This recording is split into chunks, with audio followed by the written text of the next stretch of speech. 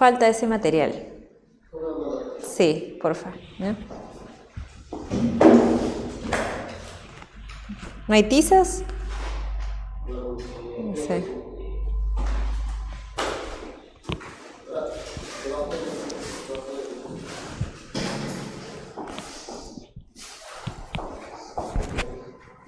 No, hay una galleta nomás acá.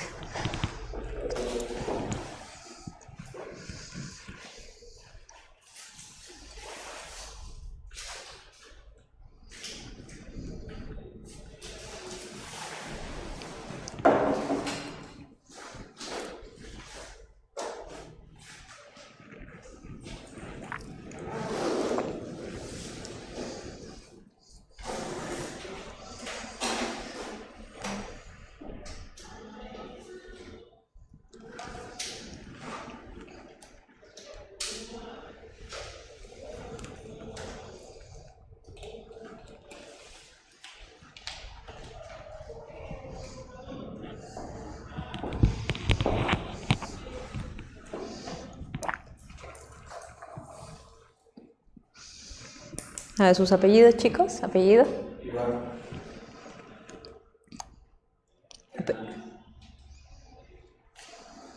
Ibarra, ¿no? Apellido. Aguilar. ¿Y? Señorita. León Mariño es Lisel, ¿no?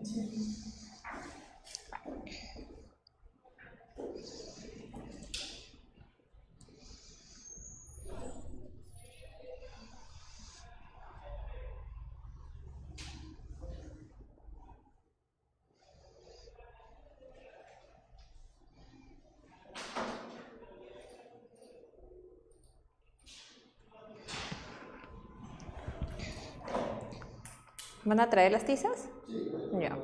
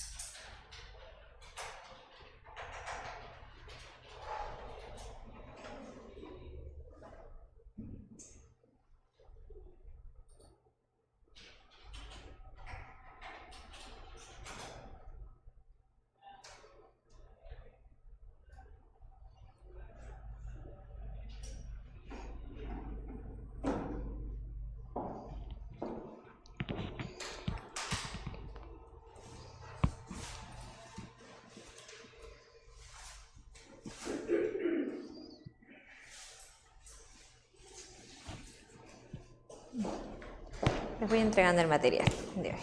¿Sí? Ya.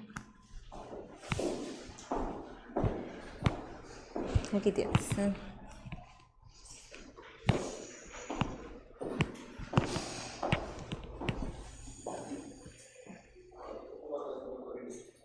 ¿Qué cosa?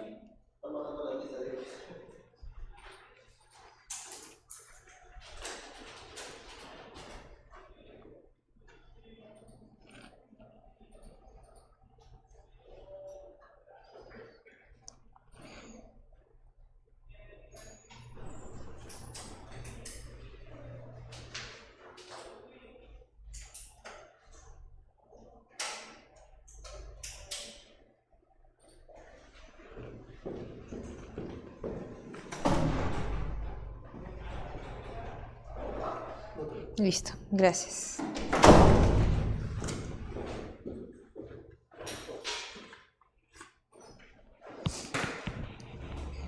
Y de ahí indicas el otro material que falta. Ya. A ver, vamos a empezar entonces nuestra clase, ya luego se irán incorporando sus demás compañeros que vayan llegando. Continuando pues en línea de lo que hemos estado viendo en clases anteriores, y de hecho unificando varios de los conceptos que hemos visto también en clases anteriores, hoy vamos a ver un tema muy interesante y bastante actual, que es lo que se llama gobierno corporativo.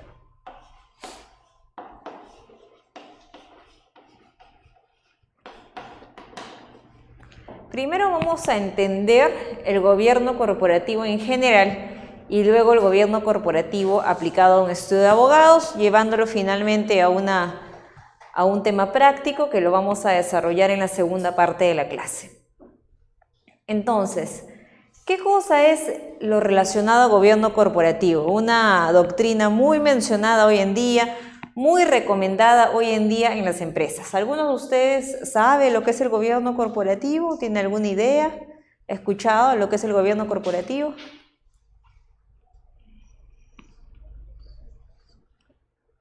Podemos ir analizando palabra a palabra. Gobierno de las corporaciones, gobierno de las empresas. ¿Qué creen que significa esta teoría? Analizando las dos palabras por separado. ¿Qué busca esta teoría? ¿Qué creen que busca esta teoría? Organizar y administrar la empresa. Organizar y administrar la empresa, correcto, ¿sí? ¿Qué más? ¿Alguna idea más?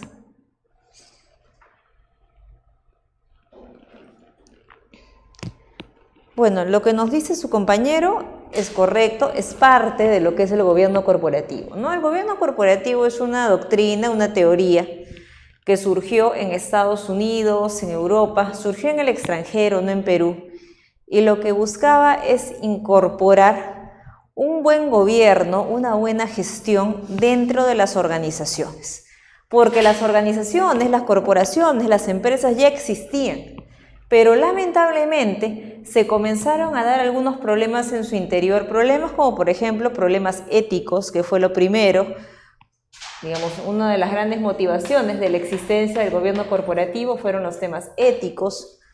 Un segundo tema es la confrontación entre la propiedad y la gestión de la empresa. Si ustedes recuerdan lo que vimos en clases anteriores cuando hablamos de la organización de un estudio de abogados, dijimos, en general, en cualquier empresa, si nosotros hoy en día queremos ver cuáles son los órganos de una empresa, dijimos que eran de una sociedad, por ejemplo, la junta de accionistas, el directorio y la gerencia. Vimos que esos eran los órganos que tenía una sociedad. Y dijimos, si queremos englobar, adelante, si queremos englobar estos tres órganos y ver un poco cuáles son las funciones de cada uno de ellos, diríamos que la junta de accionistas, la junta general de accionistas, son los propietarios de una empresa y por otro lado, el directorio y la gerencia se encargan de la gestión. Es un poco subdividiendo funciones. Tenemos por un lado la junta y por otro lado tenemos al directorio y la gerencia. Ellos son los dueños, ellos son los gestores. Cada uno con funciones totalmente diferentes. Pero ¿qué comenzó a suceder? Comenzó a suceder que estos órganos, si bien son diferentes, habían situaciones en las cuales habían determinados conflictos de intereses y de repente algún director votaba a favor de un accionista o votaba a favor de un grupo de accionistas. O cuando la junta quería elegir a un gerente, elegía a un gerente que esté de su lado, que lo vaya a favorecer. Entonces se comenzó a dar una maraña de relaciones donde estos órganos ya no eran dependientes, ya no eran independientes, sino más bien comenzaron a ser dependientes. Y comenzó a existir aquí una relación bastante extraña en la cual se comenzaron a favorecer a algunas personas. Entonces, este gran problema que se da entre la no alineación de estos órganos motiva también la aparición del gobierno corporativo. Y de ahí, en Estados Unidos se dieron casos bastante famosos. De hecho, les sugiero a ustedes que lean un caso, de hecho lo mencioné creo en otra clase, el caso Enron. El caso Enron, hay muchísima bibliografía en internet que lo podrían revisar. Y este caso Enron es de hecho el caso que motiva la aparición de la doctrina de gobierno corporativo. Y digamos, ¿qué sucedió en líneas generales en el caso Enron? Era una empresa de Estados Unidos, bastante extendida en otros países, pero donde por temas internos comenzaron a inflar el valor de las acciones. Entonces, esta era una empresa que cotizaba en bolsa, que tenía muchísimos inversionistas. Imagínense que ustedes invertían en esta empresa y ustedes creían que las acciones de esta empresa valían 100 soles, cuando en verdad las acciones valían 1 sol. Entonces, claro, todo el mundo comenzaba a invertir porque los estados financieros estaban inflados, no reflejaban la situación real de la empresa y eso generó que la empresa comience a crecer. Comenzó a crecer en base a una información falsa.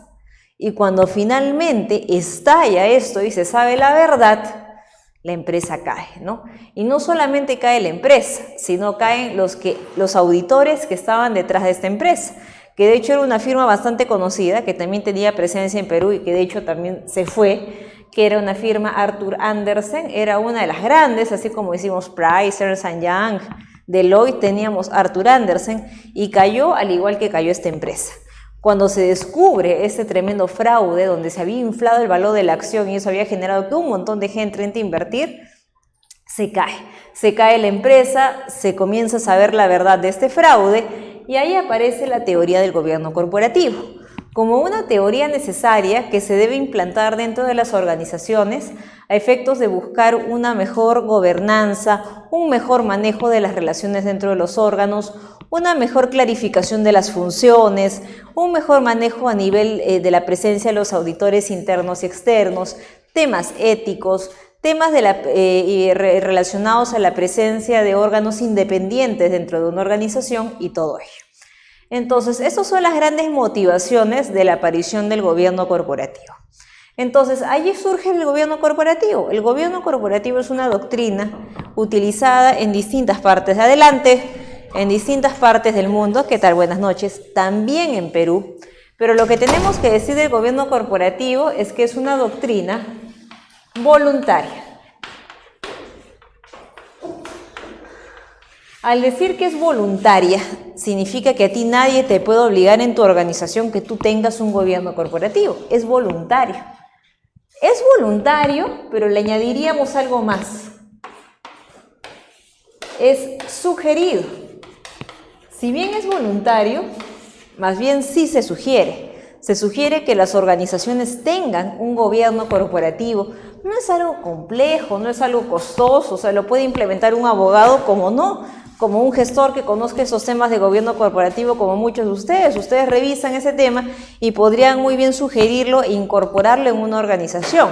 Entonces, resaltar que el gobierno corporativo es voluntario, lo puedes tener o no, pero sí es sugerido. Ahora, ¿qué empresas hoy en día tienen gobierno corporativo? ¿Lo tiene una micro, lo tiene una pequeña, una mediana o una grande? Digamos, si queremos ver el mercado, diríamos que las grandes empresas sí tienen gobierno corporativo. Y no solamente las grandes empresas, sino sobre todo las empresas que cotizan en bolsa. Las que cotizan en bolsa y pertenecen al mercado de valores sí tienen gobierno corporativo.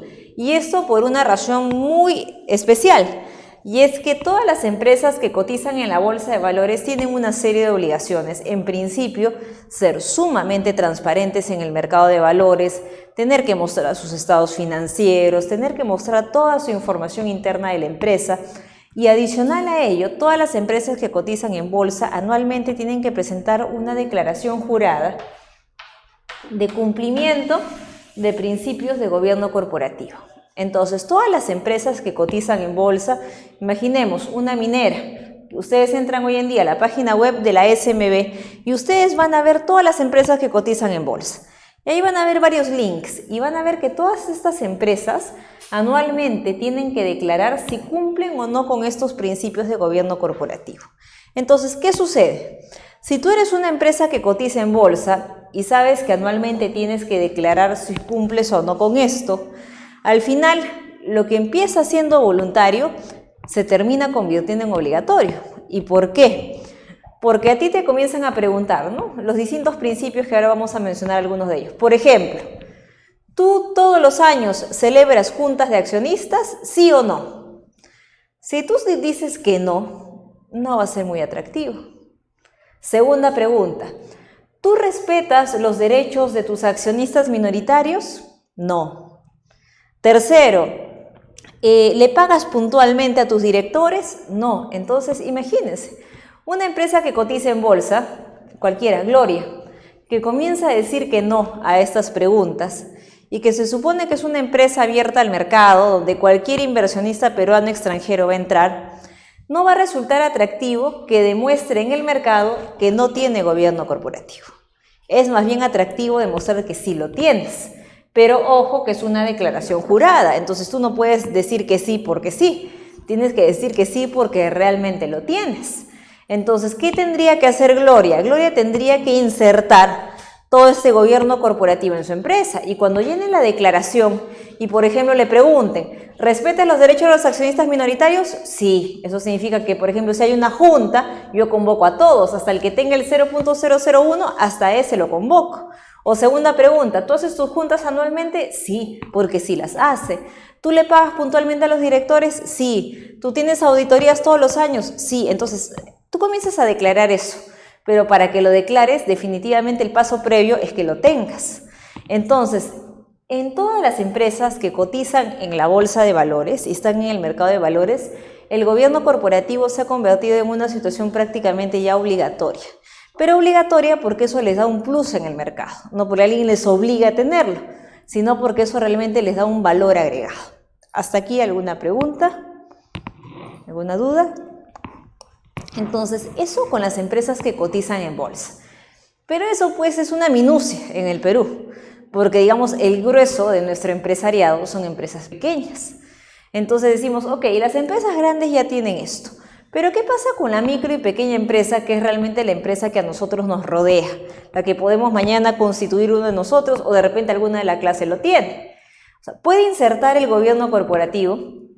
Que es la gran pregunta, ¿no? Y la respuesta es sí. Sí lo puede insertar y más bien sí debería de tenerlo. El gobierno corporativo siempre va a ser recomendable, seas una pequeña empresa o seas una gran empresa, ¿no? Lo que pasa es que a veces existe la creencia de pensar que gobierno corporativo es igual a empresa grande, pero eso no es cierto.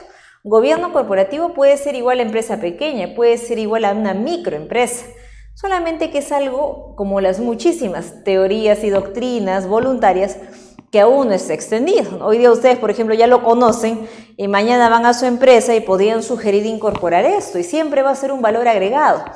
Podría generar un costo al inicio, pero al final tú comienzas a competir en el mercado y va a notarse esta diferencia que tu empresa cuente con un gobierno corporativo.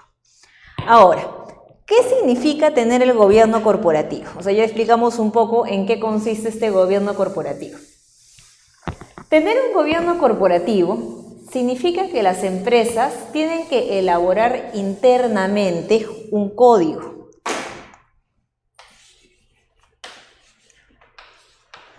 Hoy en día todas las empresas, lo vimos también recuerdo semanas atrás, tienen un estatuto y los estatutos son las reglas públicas. Hoy en día ustedes quieren conocer el estatuto, por ejemplo, del ICJ y se van a registros públicos y lo pueden obtener porque es información pública.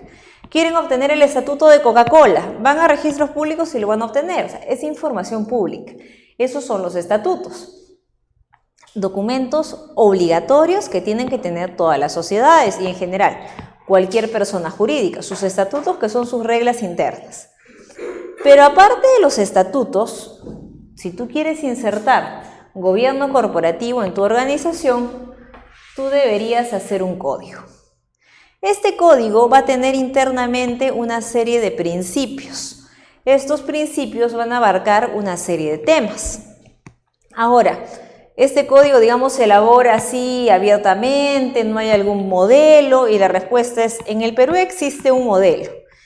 Hace ya varios años, en el año 2013, se publicó este documento, Código de Buen Gobierno, así se llama, Código de Buen Gobierno para las sociedades peruanas. Código de Buen Gobierno para las Sociedades Peruanas. Se publicó en el año 2013. El Código de Buen Gobierno para las Sociedades Peruanas fue un documento que se publicó en el diario El Peruano, y lo que buscó este código fue justamente sentar los principios de cuando cada empresa ya iba a elaborar su propio código. Entonces aquí, digamos, teníamos el marco general. El marco general, si tú no sabías, digamos, por dónde empezar, pues por aquí empezabas, ¿no? Aquí tenías los lineamientos generales.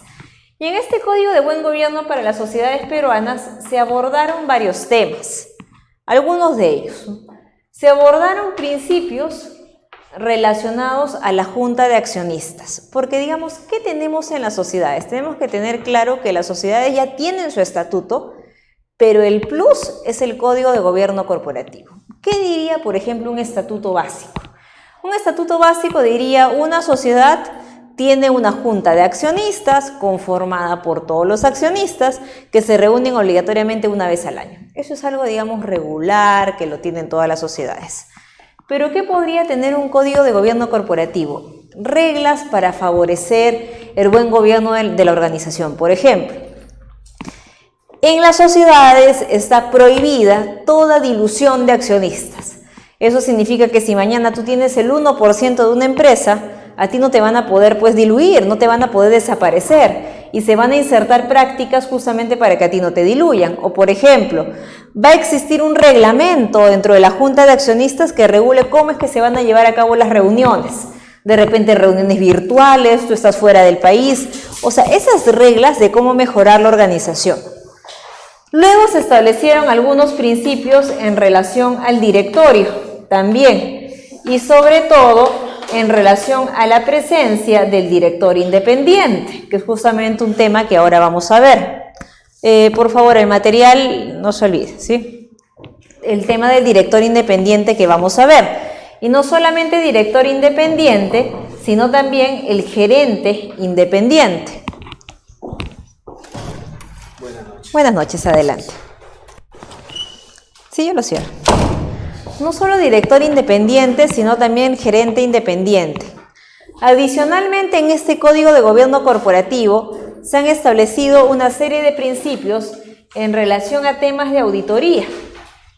¿Cómo es que se debe llevar a cabo la auditoría dentro de las organizaciones para que justamente se respeten los temas éticos? Y temas adicionalmente de gestión, cumplimiento normativo. Todo ello está vinculado dentro de este Código de Gobierno Corporativo. Entonces, este Código de Buen Gobierno para las Sociedades Peruanas, que como les digo, fue publicado en el año 2013, fue publicado en el diario El Peruano, es nuestro código matriz, nuestros lineamientos generales cuando tú mañana quieres hacer un código en tu organización. Es más, este código tenía un tema muy interesante, y es que este código tuvo dos anexos. Un anexo A y un anexo B. El anexo A lo que hizo fue crear principios específicos para empresas del Estado.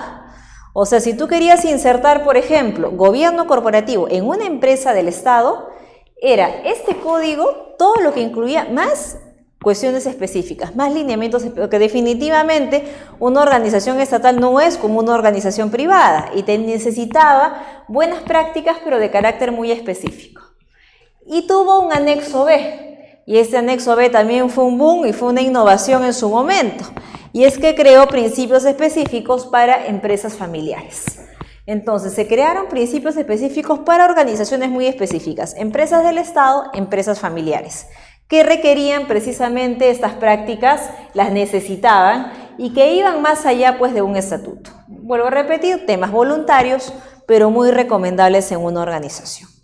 Entonces uno redacta pues estos principios y la idea es que de alguna manera tú obligues a tu organización que se adhiera a ello. Por ejemplo, ¿cómo podría obligar de repente hacerles firmar algún documento a los accionistas dentro del contrato de los gerentes, decir que se obligan a este código?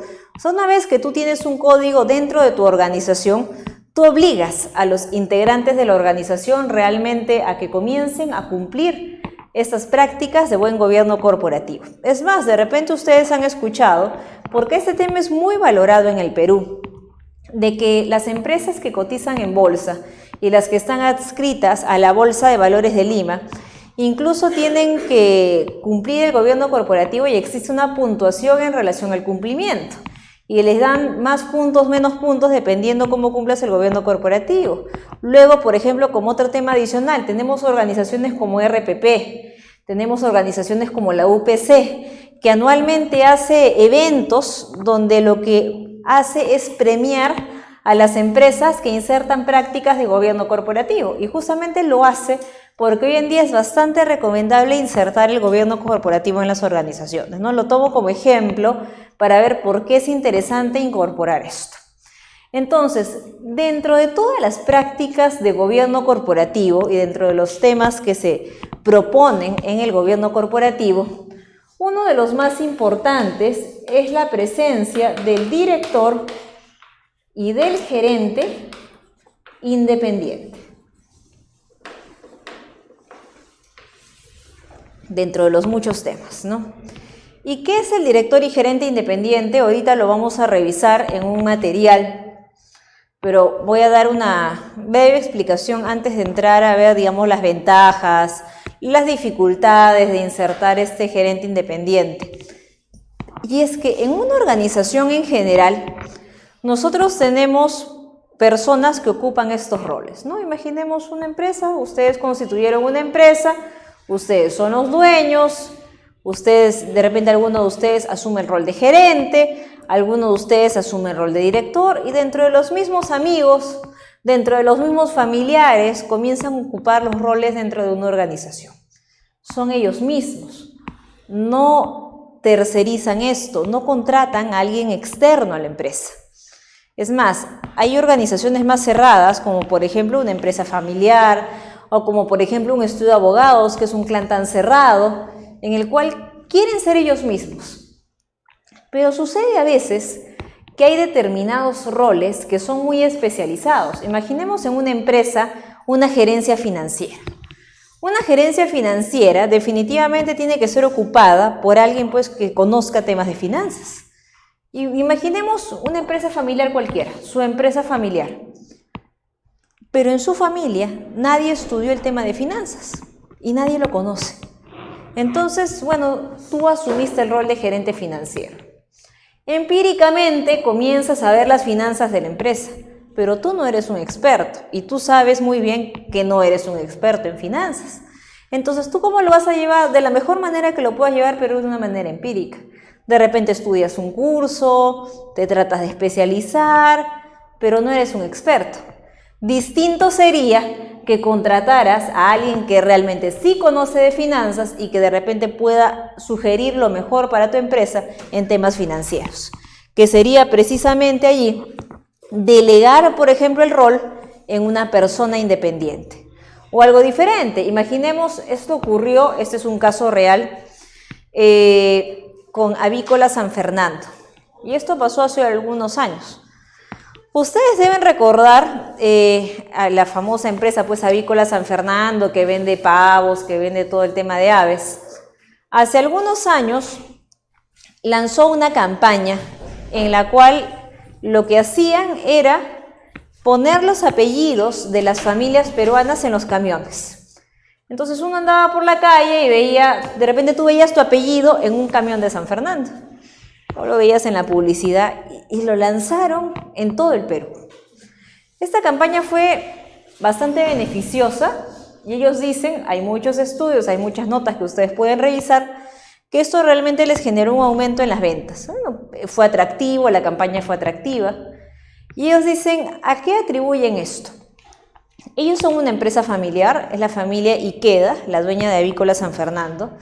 Y dicen, en un momento nos dimos cuenta que éramos una empresa buena, pero que a nivel de marketing nos habíamos estancado, porque nadie en la empresa realmente conocía de marketing.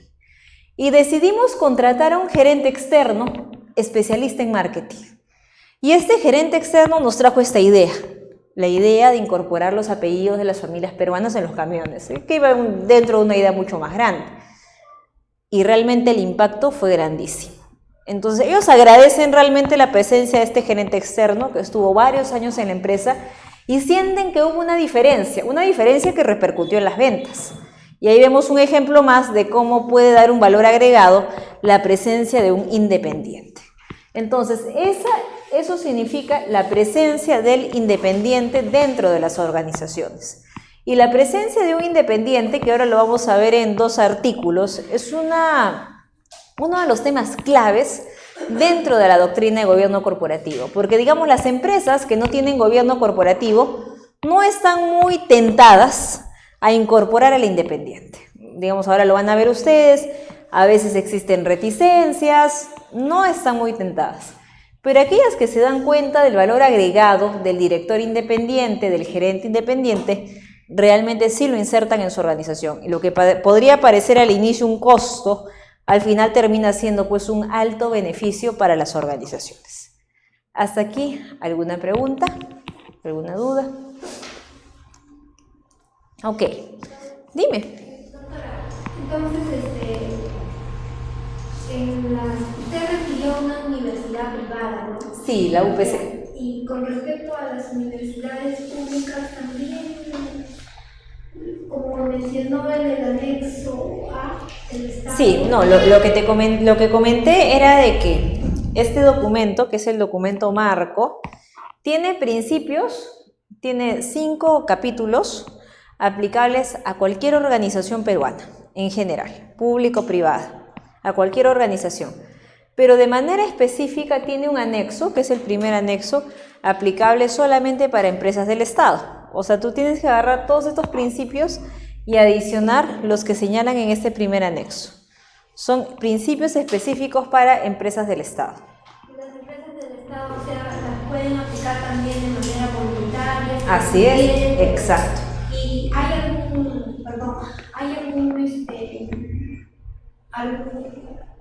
lugar donde nosotros podamos, así como en la SUNAT, tener información, ¿no? También hay algún lugar donde podemos tener información de qué empresas del Estado o qué universidades del Estado se acogieron a tener el gobierno corporativo? La verdad es lo siguiente. Quien tiene gobierno corporativo normalmente lo difunde. No se queda callado. Quien tenga un gobierno corporativo lo hace público. ¿Y por qué lo hace público? Porque realmente a ti te cuesta insertarlo y finalmente te da un valor agregado. Entonces tú podrías buscar, por ejemplo, hace algún tiempo nos pidieron, no para una universidad, pero sí para una caja municipal, que son empresas finalmente, es un régimen privado público, porque finalmente la dueña de la caja es la municipalidad provincial de un lugar, y nos pidieron hacer un código de gobierno corporativo. Y para hacer el código, recuerdo que tuvimos que acogernos a los principios de las empresas del Estado. Luego que hicimos el código, la empresa lo publicó en su página web. No estaba obligada a hacerlo, pero digamos le es atractivo tenerlo. Entonces no es que haya una lista oficial de los códigos que tengan las empresas, pero las propias organizaciones que lo tienen lo hacen público. Y a propósito de que, porque eso lo propusieron los empresarios, o lo propuso el Estado. En este caso recuerdo de que la caja municipal tiene como dueña una municipalidad, pero el código, ¿quién hizo este código? ¿Quién lo propuso? O sea, ¿vino de parte del privado o del...? No, mira, este código lo hicieron 15 organizaciones aproximadamente. Si tú ves la contraportada del código, está publicado en internet. En la primera página dice la presentación, es media página, y te lista todas las organizaciones que lo han hecho. Lo hizo la SMB, la Superintendencia de Mercado de Valores, la Superintendencia de Banco de Seguros, Procapitales, Ministerio de Economía y Finanzas, Banco Central de Reserva. Se unieron varias organizaciones, no fue una sola, fueron como 15 organizaciones que se dieron cuenta que era necesario tener este código. Ahora, lo que sí tengo que decirte es que este no es el primer código que tenga el Perú. El Perú tuvo por primera vez un código en el año 2000, pero quedó obsoleto. O sea, digamos, con el paso del tiempo quedó obsoleto y se hizo una actualización en el 2013. Digamos que no fue tanta actualización, sino que se hizo un código nuevo, Pudimos decir que es una actualización, pero en verdad es un código nuevo, no es que solamente algunos artículos, es un código de cero. Este es el código que tenemos a la fecha, pero sí lo hicieron varias organizaciones del Estado. Esto partió como una iniciativa que en principio iba a ser solamente del Congreso, pero luego se dieron cuenta que el Congreso no tenía toda la especialización para poder hacer esto, y en verdad iba a dar un valor agregado, se aportaba el mercado de valores, se aportaba el área de banca, se aportaba el área de los bancos, así, y se fueron sumando fuerzas. Claro que sí. Bueno, estuvimos explicando que todo esto parte de una doctrina, lo que se llama el gobierno corporativo, que es una doctrina internacional que lo que busca, en líneas generales, es insertar un buen gobierno dentro de las organizaciones, una buena gestión que vaya más allá de sus reglas oficiales que tengan, porque digamos las empresas tienen sus estatutos, que son sus reglas establecidas, pero se dieron una serie de situaciones en las empresas, como por ejemplo problemas éticos, se dieron situaciones como choque entre los órganos, había por ejemplo juntas de accionistas que estaban influenciadas por el directorio, o accionistas que elegían a gerentes de manera muy directa. No había, digamos, hubieron una serie de motivaciones, y incluso les hice mención que revisen el caso Enron, que es un caso conocido, por lo cual aparece el gobierno corporativo, que propone el buen gobierno entre las organizaciones. Ahora, ¿cómo se hace el gobierno corporativo en una organización? Esto es un tema voluntario y no hay una ley de gobierno corporativo. Pero lo que sí tenemos en el Perú es un código, que es el código que estábamos haciendo mención. Este código de buen gobierno para las sociedades peruanas, que se publicó en el año 2013, son los principios marcos, la matriz general que tenemos a la fecha, cuando tú mañana quieres insertar un gobierno corporativo en tu organización. Tú podrías, digamos, calcar este código y colocarlo en tu empresa, pero también podrías tomar esto como un referente y finalmente ajustarlo a la realidad de tu organización. Pero este código, digamos, son los principios generales, lo que se sugiere que debería tener un código dentro de cada organización. Porque, como dijimos, esto es una doctrina, una teoría voluntaria, pero recomendable, ¿no? Hoy día las empresas que cotizan en bolsa, todititas lo tienen. ¿Por qué? Porque anualmente, como les explicaba a tus compañeros, tienen que declarar que tienen eso, entonces al final, como tienen que declarar, lo incorporan, porque no te conviene a ti decir que no lo tienes. Entonces, como tienes que declarar que sí lo tienes que insertar. Pero ¿qué pasa? Con las otras organizaciones que no cotizan en bolsa, que es el grueso del empresariado peruano, que son las micro y pequeñas empresas, surge la gran pregunta de si deberían o no tenerlo, ¿no? Y hay muchos que creen que no, pero la respuesta es sí, ¿no? O sea, porque digamos, no es un costo, sino que al final siempre va a ser un valor agregado insertar un buen gobierno corporativo en la organización. Ok. ¿Alguna pregunta? Ok, entonces, vamos a tomarnos unos minutos en revisar los materiales que les he entregado. Tenemos dos materiales. Y lo que vamos a desarrollar en grupos son dos preguntas que yo les voy a indicar. Vamos a juntarnos en grupos de 3 y 2. Si llega alguien más, bueno, se incorpora al grupo de 2. Sí, uno es el del rol del gerente, creo que ese no lo tienes, ¿no? Y el otro es el del director independiente. Ya, ¿alguien más que llegó tarde? Creo que tú tienes los dos materiales, te falta uno, ¿no? Ya, aquí tienes. Ok, entonces ustedes tienen a la vista dos materiales.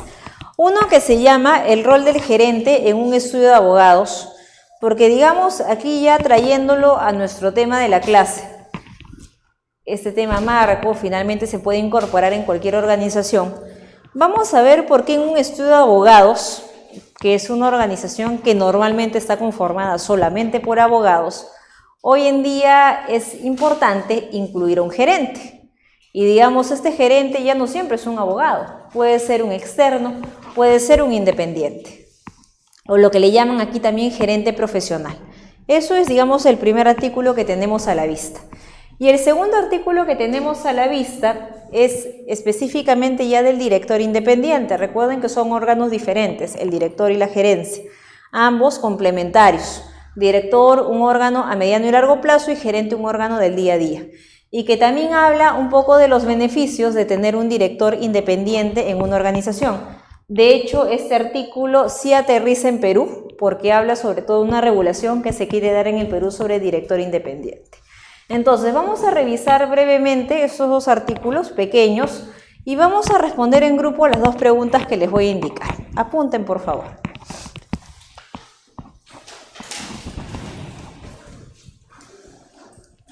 Y luego compartimos ideas. Primera pregunta. ¿Cuál es la importancia de incorporar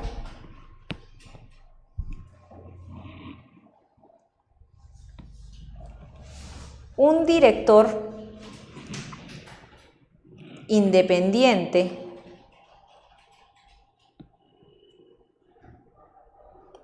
o un gerente profesional en un estudio de abogados?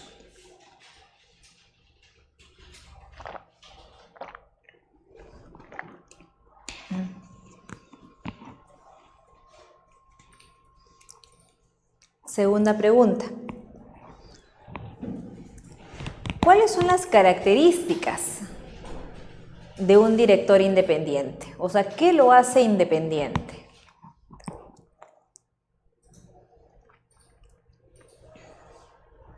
¿Cuáles son las características de un director independiente? Y una tercera pregunta.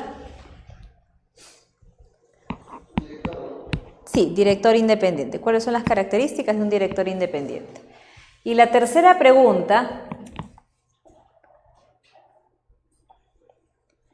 ¿Considera usted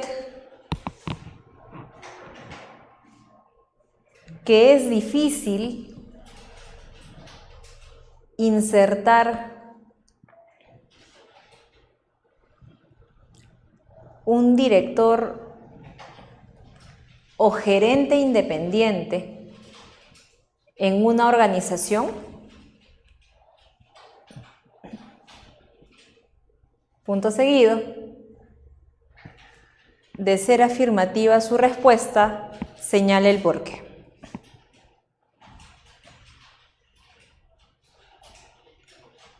Afirmativa su respuesta, señale el porqué.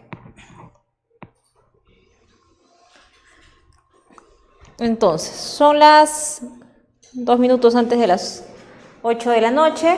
Entonces, vamos a revisar estos artículos y vamos a responder brevemente estas preguntas, máximo pues hasta las 8:15. ¿Sí? Compartamos respuestas y empezamos con el debate. Revisamos los materiales, por favor.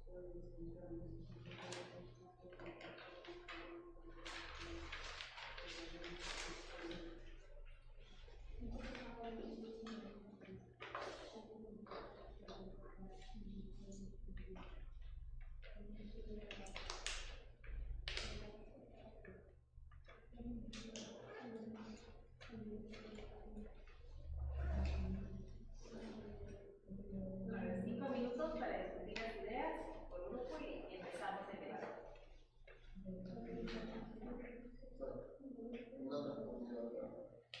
¿Te han respondido por ahí? ¿Ya?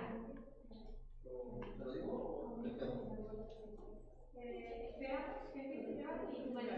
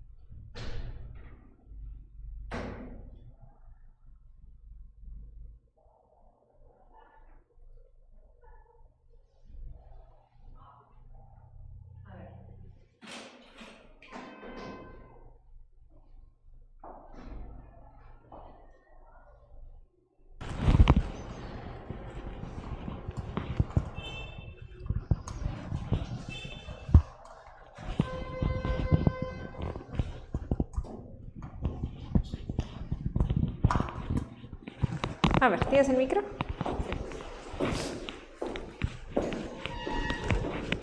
Gracias.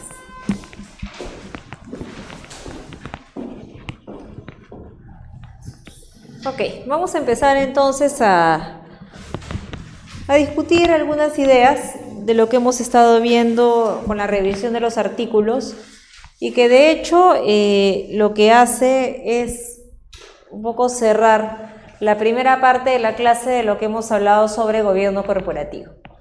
Quiero que empecemos con la segunda pregunta, porque me parece importante antes de hablar de director independiente, de gerente externo, gerente independiente, como se le llama a esta temática de gobierno corporativo, entender lo que es un director independiente. ¿Qué lo hace independiente? Entonces, a ver, empezando con ustedes, por favor, a ver, ¿qué lo hace a un director independiente? Les doy el micro para que puedan compartir las ideas.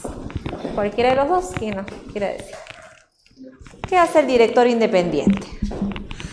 Bueno, las características especiales de un director independiente vienen a ser lo siguiente, ¿no?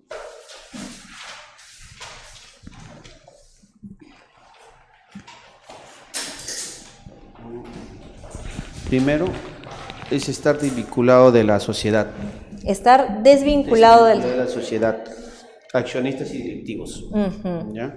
No haber sido durante 3 años director o miembro de la alta gerencia o empleado de una empresa de su mismo grupo económico, o en alguna empresa accionista de la sociedad, con una partición igual o mayor al 5% de su capital. En pocas palabras, viene a ser una persona que no esté que no esté vinculada al grupo. Que no esté vinculada a la organización. Una tercera persona. De ninguna manera. ¿No? Tú lo has justamente dicho de buena manera en relación a la propiedad, a la gestión, al accionariado, incluso a ninguna empresa del mismo grupo económico que no tenga influencia. Muy bien. Chicas, ustedes, aparte de lo que ha dicho su compañero, a ver chicas, aquí a la derecha, ¿ustedes agregarían otra característica en relación a lo que ha señalado su compañero? O sea, porque finalmente lo que ha comentado su compañero no es lo único, ¿no? De lo que han podido revisar. ¿Qué más lo haría a un director o a un gerente independiente, aparte de los rasgos que él nos ha dicho?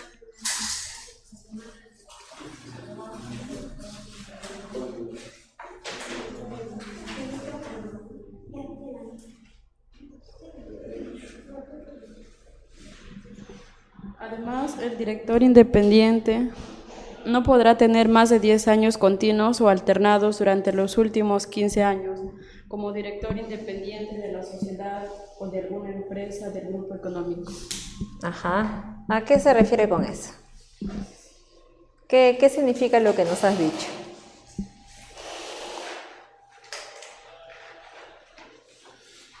Que tiene un término. ¿Qué significa lo que nos has dicho? Es lo que estoy diciendo. ¿Nos puedes explicar un poquito más lo que nos has dicho? De que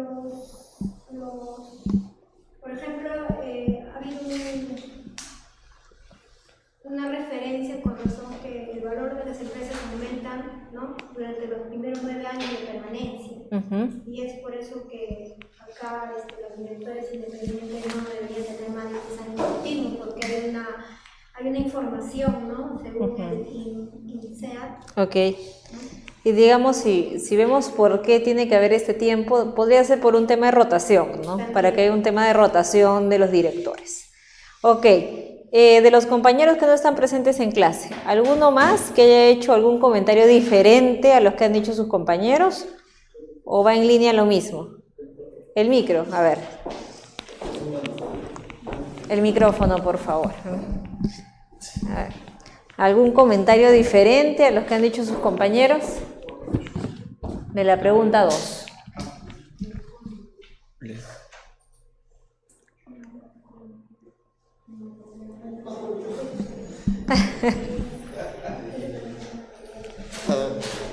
De la pregunta 2 nos Sí. han respondido no tener vínculo familiar con la empresa, dice. Ya. Ser un profesional con experiencia comprobada.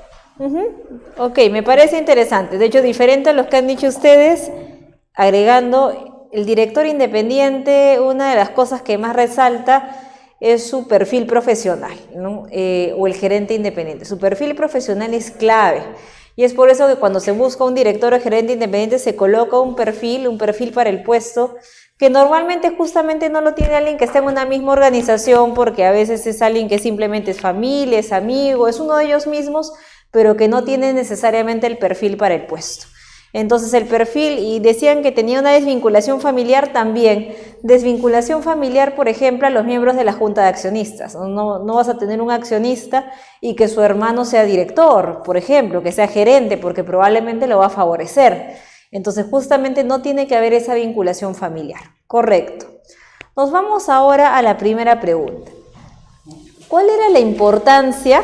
Y empezamos ahora con sus compañeras. Por aquí.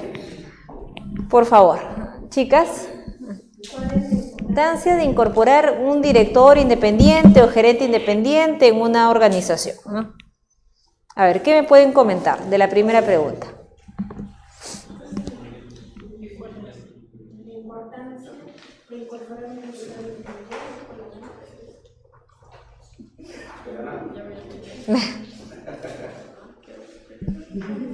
A ver, su compañera que no ha intervenido la primera vez. De hecho, es la pregunta más fácil de las tres, ¿no? Ah.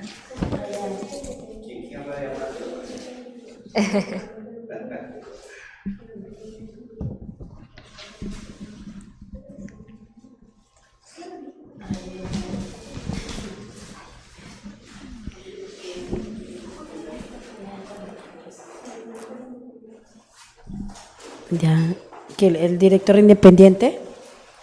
Sí. ¿Por qué incorporarle en una organización? Te preguntaría. Que regula el director independiente.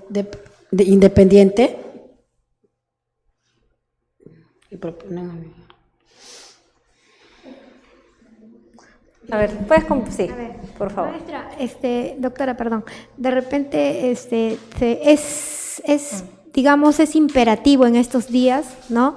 De que de que las empresas, al menos los estudios jurídicos, deben de contar con un director independiente, dado que, como su mismo nombre lo dice, tiene independencia, porque el perfil que él cumple, ¿no? Como director, como profesional y con la preparación, requiere de ello para que no tenga ninguna perturbación en el desarrollo de su función como tal, porque el logro de un director ha de ser, ¿no? Por resultados, hoy en día que se habla bastante por el tema de resultados. Entonces, el director tiene que mantener esa independencia para poder alcanzar los fines y objetivos del estudio, ¿no? Correcto, correcto. Y les pregunto a ustedes por aquí, en relación al gerente profesional en el estudio de abogados, de lo que pusieron revisar en el artículo, ¿por qué incorporar este gerente en un estudio de abogados cuando no es tan usual hacerlo en un estudio de abogados, digamos, que creáramos ahorita, ¿no? Pero en uno que va creciendo, ya surge la importancia de tener un gerente profesional. ¿Por qué lo incorporaría? Por un tema de administración, ¿no? Por allí va, porque los estudios piensan que solamente se dedican a prestar servicios jurídicos y eso no es correcto. Finalmente el estudio de abogados es una organización, es una empresa, pero a veces no funcionan como empresa, ¿no? ¿Qué más podrías complementarnos? Que los abogados no tienen mucha preparación para gestionar su empresa y pues caen en esa, ¿cómo se puede decir? En esa aplicación retórica donde creen que están haciendo lo mejor que pueden para esa empresa, pero necesitan otra compañía externa para mejorarla y hacerla más atractiva para el mercado. Necesitan ese valor agregado externo que le puede dar un gerente profesional, ¿no? Doctora, disculpe, usted nos señaló que en principio que el director era para lo que es temas a largo plazo. Así es. Y en caso del gerente es el día a día de la organización, ¿no? Y justamente complementando con lo que dirían tus compañeros, imagínate, el día a día del estudio de abogados, yo soy abogada, pero yo no necesariamente tengo que encargarme de hacer todos los pagos de todos los trabajadores, o de repente hacer las operaciones en los bancos. O sea, si bien podría tener una administradora, como también podría tener un gerente que se encargue de gestionar todo ello, contratar por ahí a los trabajadores, hacer proyecciones de gastos de la empresa. Entonces son temas que incluso van más allá de una profesión de abogado. Sí, exactamente, y por eso es la importancia del gerente.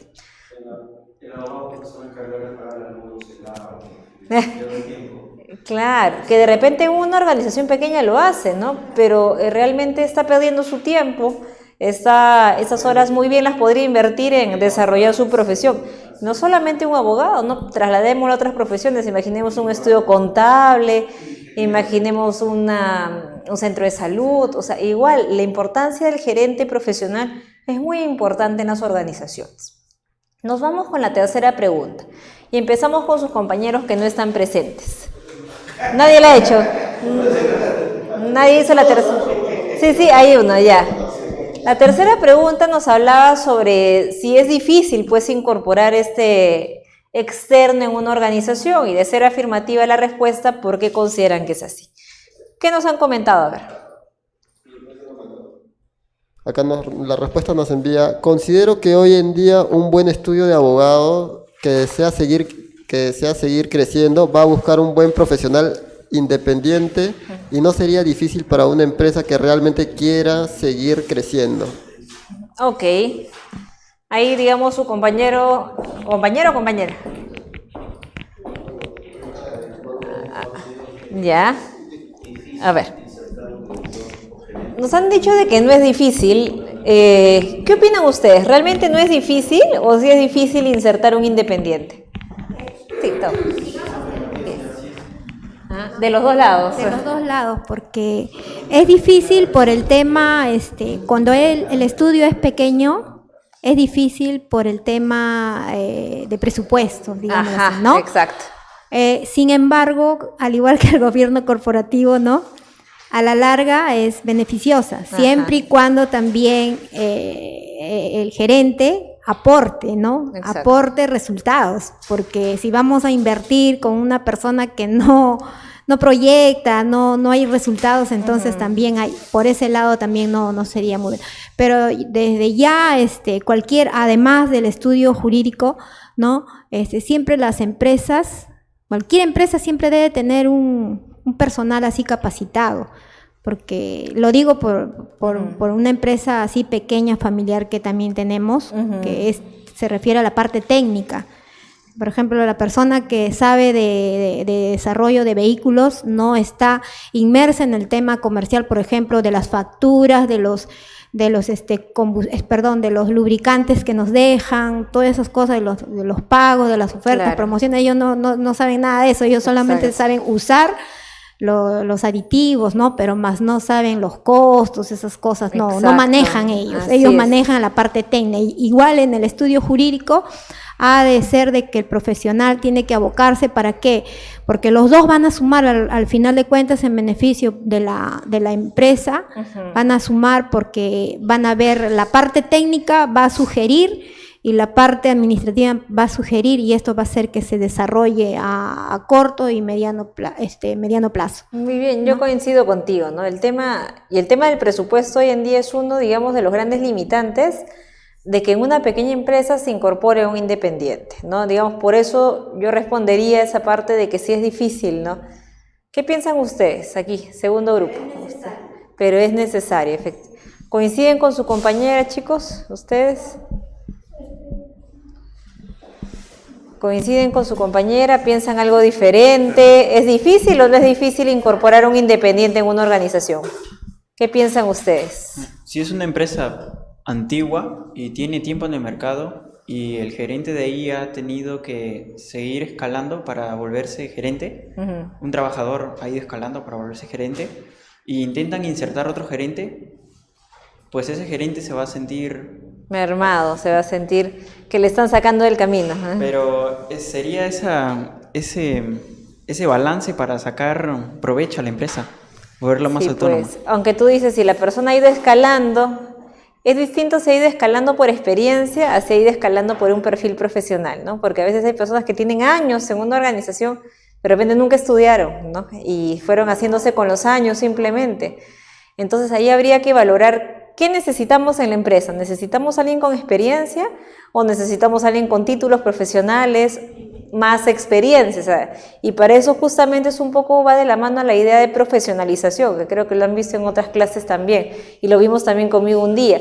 La profesionalización hace de que tú dotes de profesionales a la empresa, que es experiencia, credenciales académicas, es una sumatoria, ¿no? Y vemos qué es lo mejor para el negocio.